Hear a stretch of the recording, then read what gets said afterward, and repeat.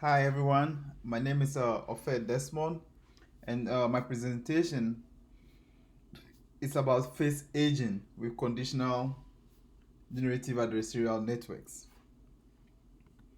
So this is going to be the outline of the presentation. I'm going to start with the introduction to face aging, and I'll talk about the introduction to generative adversarial networks, which are GANs. Then the objective of the study of the paper. Then I'll give a brief overview about c-GANS and how they work, and then I'll move on to how how the writer went about doing the training of the c-GANs, and how the results were evaluated. And then from there, we end with the conclusions and summary of the paper. So, face aging, another name for face aging is called age synthesis. So face aging basically refers to when we aesthetically rendering a face image with natural aging and rejuvenating effects on the individual face. There are various applications of face aging. Some of them are in we use it for cross-age face recognition. We also use it for finding lost children, just in case a child got lost. Someone got lost during their childhood. 20 years later as well, we can be able to determine how the person's face will be looking like in 20 years and help find that child. We also use it in the entertainment sector as well.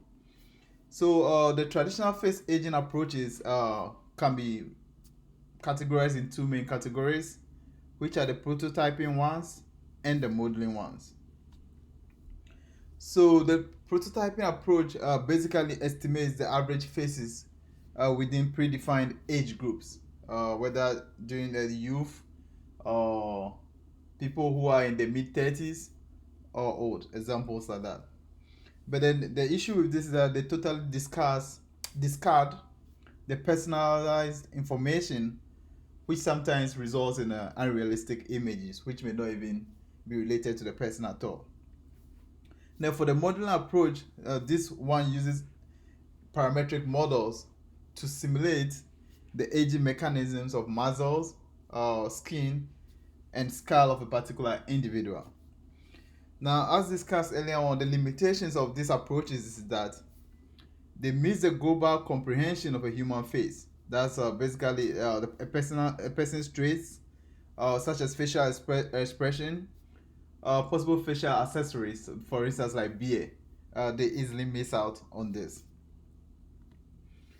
Now, this paper, the objectives of this paper are into can be divided into two main categories. So the first objective was to design an c-GAN, c-GAN and the conditional generative adversarial network to generate high quality synthetic image within required age categories. So for instance, we generate the image for maybe how the person will look like when it's between 20 to 30 years, between 30 to 40 years, 50 to 60 years, examples like that.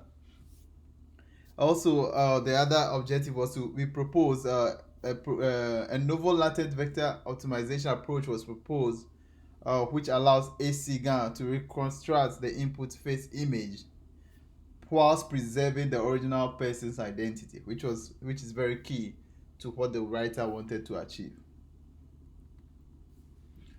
So let's start with an introduction to GANs. So we know a GAN image generation can be achieved using GANs, as we discussed in class.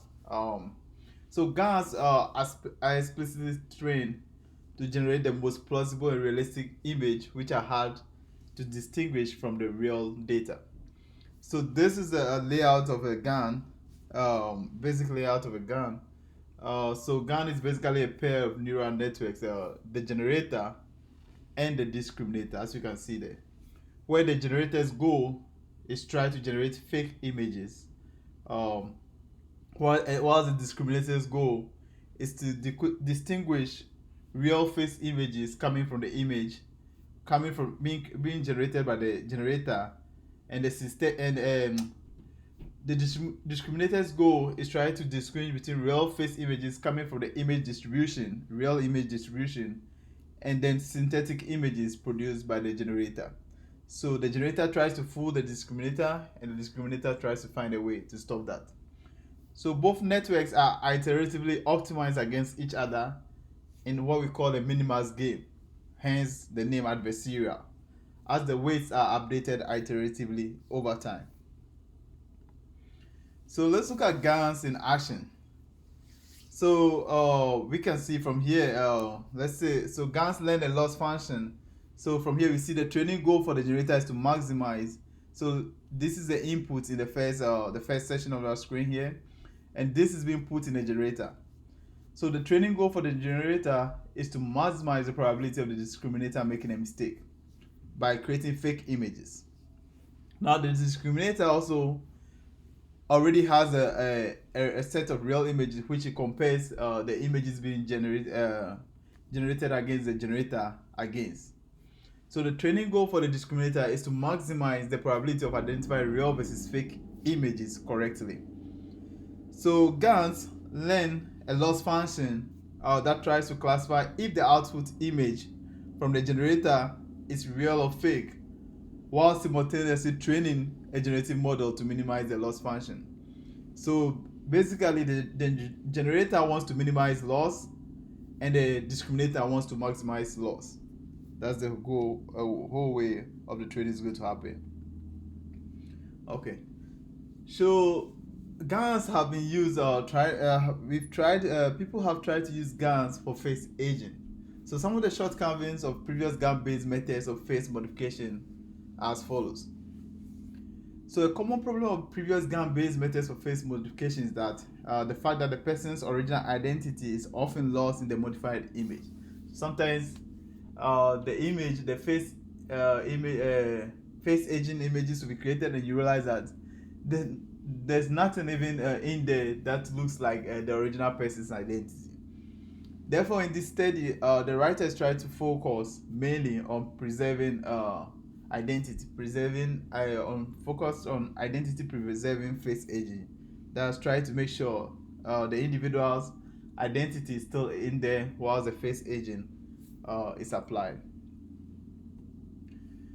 So now let's look at c-GANs, how c-GANs work, what the c-GANs work.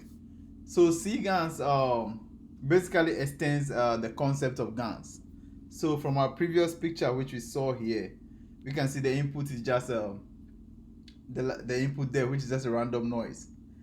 Okay, but then we go to the c-GAN. Now we see instead of just having a latent vector there as the input, now as part of the input, conditions are also being added in here now. So this is basically how the c-GAN differs from the GAN. So the c-GAN model allows the generation of images with certain attributes, with certain conditions. So now certain conditions are added to the input values. So the c-GAN is then trained so that both the generator and discriminator models are conditioned on class of labels. So we condition it on a class of labels. For instance, you could use the age groups as a condition here.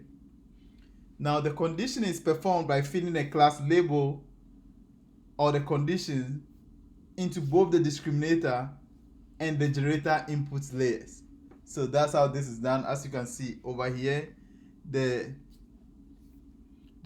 class label or the conditions, in addition to the random noise, are being fed into the input layer of the generator and both the discriminator. So that's just the difference between the c-GAN and the GAN. So to try to get this into perspective, so looking at the loss functions for GANs versus c-GANs, I think this will point out exactly what I was talking. So GANs and c-GANs, they learn through a loss function that tries to classify if the output image is real or fake, while simultaneously training a generative model to minimize the loss function, as we said earlier on. Now we can see from the loss function of the c-GAN that the generator and the discriminator models are conditioned on a class label. So if you look closely for the c-GAN, that is being conditioned on y, which is a class label. You can see that. But then for the GAN case, we can see there's no, it's not being conditioned, while it is not the case for GANs. So that's where the main difference is. Whilst the loss function for the generator discrimination for c-GAN is conditional on a class label, as we can see on the second in the second equation. That of GAN is not. So that's where the main difference is. So the first aging method which was used in this method is based on GAN. The first aging method being employed by our users is c-GAN, and then the c-GAN is trained as following. Given the input of face images, so as we see in the first there, I can point the screen, but hopefully you are all able to follow. Given an input of face image x of age y, we try to find an optimal latent vector z, which allows us to generate a reconstructed face, as you can see there, which allows us to generate a reconstructed face as close as possible to the initial one. So that's what's happening in the first step there. Then in the step 2, after we do that, then given the target age y target, we now generate the resulting face image by simply switching the age at the input of the generator. So that's how we go about, the c-GAN goes about its training, and that is a loss function it's used in training the c-GAN as well. So we talk a little further about the c-GAN training. We can see the c-GAN model proposed uses the same design for the generator G and the discriminator D as in GANs, as I described about. It's just something similar. Now the writers injected, so we talk about an c-GAN having, the only difference between an c-GANs and GANs is that the input conditions are added to the input as well. So in this case of our writers, they also injected the conditional information at the input of G and at the first convolution layer of D as well for this work. Now the conditions they inputted were 6 age categories.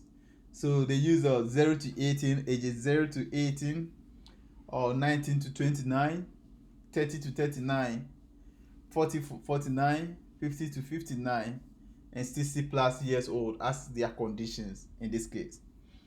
As part of the training set, the training set contains at least 5,000 samples in each age category.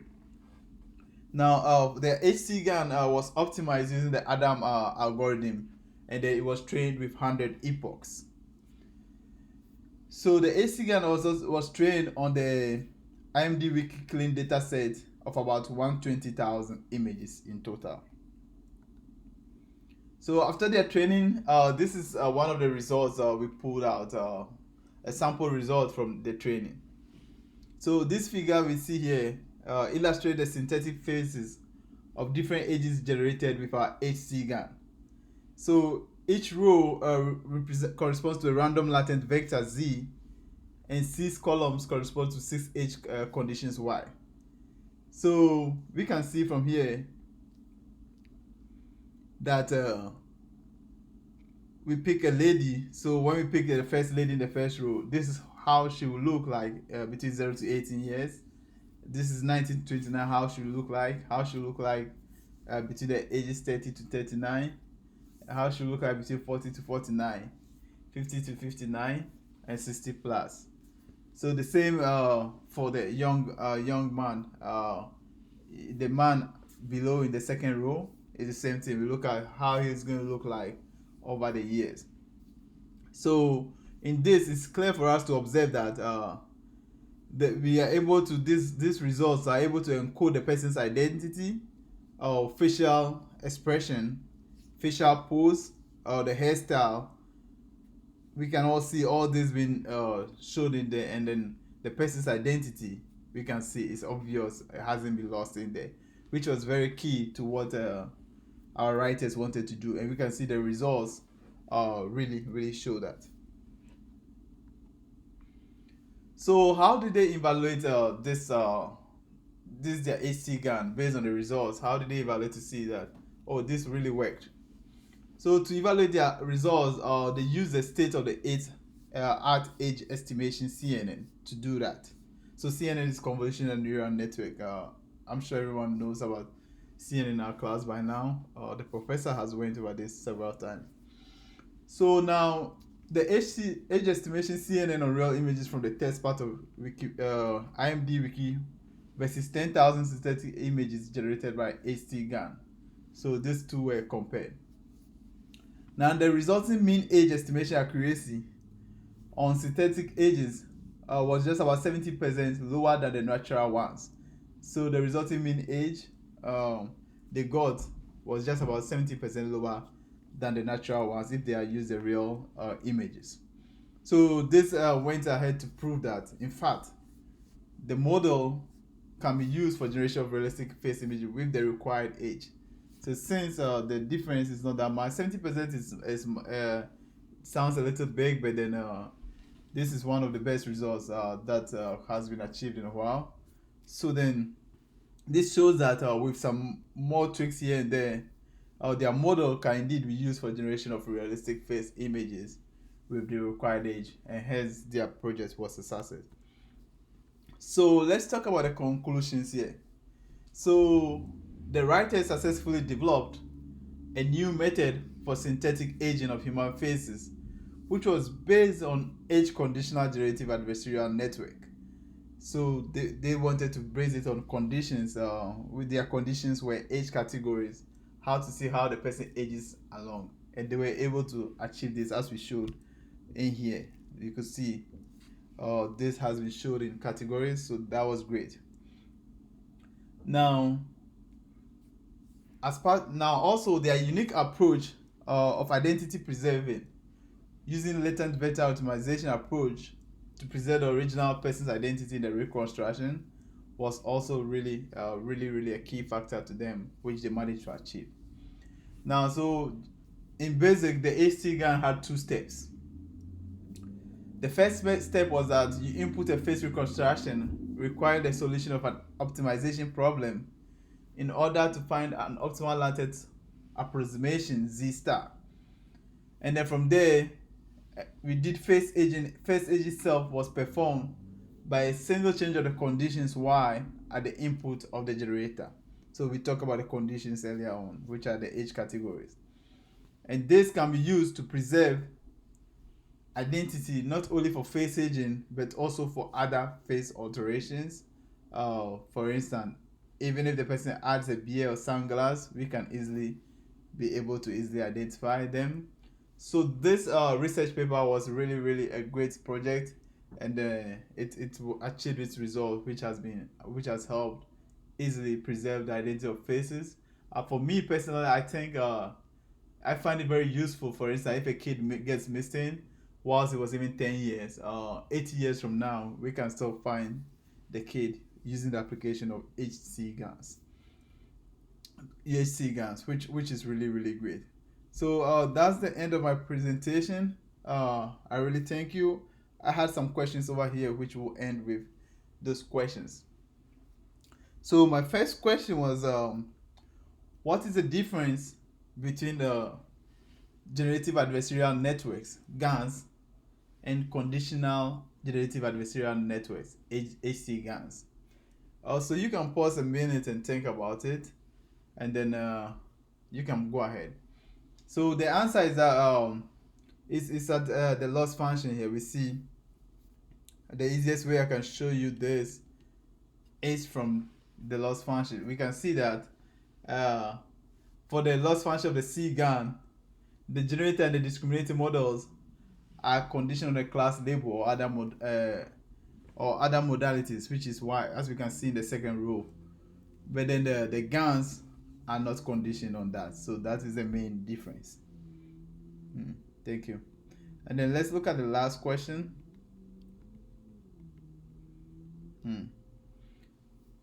So the last question: GANs and c-GANs have the same loss function, true or false? So I sort of gave away the answer to this one there, but then that is false. They do not have the same loss function. Since c-GANs are conditioned on are conditioned on the conditions, but then the other ones are not. So c-GAN is conditioned on those conditions such as age groups and categories, but GANs are not conditioned on any other thing. So that's the end of my presentation. Hope you enjoyed it. Thank you very much for listening. And this is a very great paper. I hope, I encourage all of you to look at it because I really learned some great things from this paper. Thank you all.